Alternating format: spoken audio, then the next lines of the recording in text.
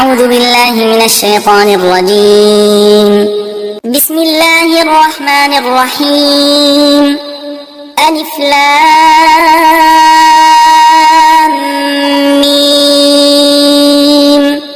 ذلك الكتاب لا ريب فيه هدى للمتقين الذين يؤمنون بالغيب ويقيمون الصلاة ومما رزقناهم ينفقون والذين يؤمنون بما أنزل إليك وما أنزل من قبلك وبالآخرة هم يوقنون